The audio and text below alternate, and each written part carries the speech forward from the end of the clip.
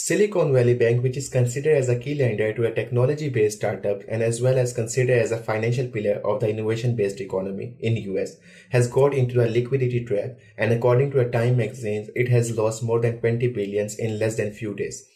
So, because of that, FDIC, Federal Deposit Insurance Corporate, has taken care all of the assets and as well as deposit of the Silicon Valley Bank, which is up to $300 billion. Because of all this panic, ripple effect happened throughout the US. Until now, US banks has lost more than $100 billion in less than 2 days. So why this happened at the first place? It happened because of two reasons. One is the local mismanagement of the bank, and the second thing is the market failure.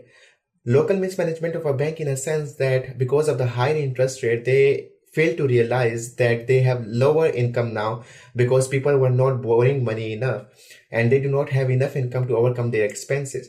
So they were just relying on the long-term treasury bond as well as the mortgage-backed securities, which and the investment and the money out of those things weren't enough to overcome their expenses.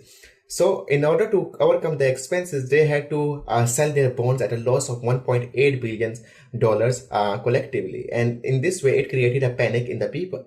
So people thought that the bank doesn't have any more money. So they actually rushed to bank, the investor rushed to bank and asked for their investment back. And in this way, a ripple effect happened, and it doesn't stick to only the Silicon Valley Bank, but it actually went to the other banks in the US. And apparently the CEO actually of the Silicon Valley Bank actually knew that this is going to happen, because a few days back, the CEO of the Silicon Valley Bank had actually sold its share for the $3.3 million. So this was something that was bound to happen, and the local management knew, but they kept it to themselves. So this is all about the Silicon Valley crisis and what effect it's going to happen in a few days, because obviously it's one of the biggest financial failure after the 2008 crisis, but it's not that much big. So the effect will be mitigated after a few days, and hopefully things will be back to normal. Till then, take care, have a good day, and bye.